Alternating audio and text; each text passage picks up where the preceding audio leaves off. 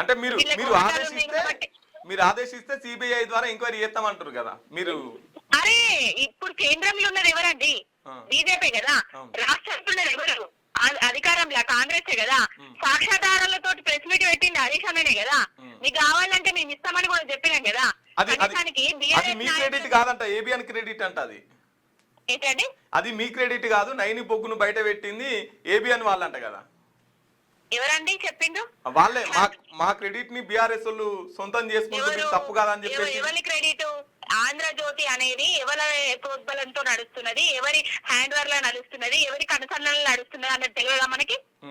తెలంగాణ గాని తెలంగాణ ప్రజలకు గాని ఆంధ్రజ్యోతి పేపర్ వల్ల ఏదైనా ఒరిగిందున్నదా ఇంతవరకు? నీళ్ల విషయంలో స్కాములు జరుగుతుంటే బయట పెట్టరు.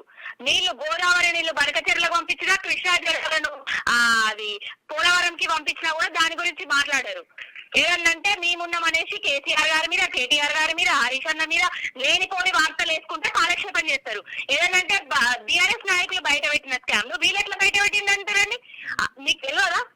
హరీష్ అన్న కదా బయట పెట్టింది. హరీష్ అన్న కదా బామర్ది భాగవతాన్ని మొత్తం బయట పెట్టింది. అప్పుడు కదా కిషన్ రెడ్డి వచ్చి ఏదో మాట్లాడింది. ఇప్పటికీ కూడా వాళ్ళకు దమ్ము ధైర్యం ఉంటే నిజంగానే కాంగ్రెస్ బీజేపీ ఒక్కటి కాకపోతే తెలంగాణలో సిబిఐ ఎంక్వైరీ పెట్టాలి ఆ నైని బొగ్గు స్కామ్ మీద.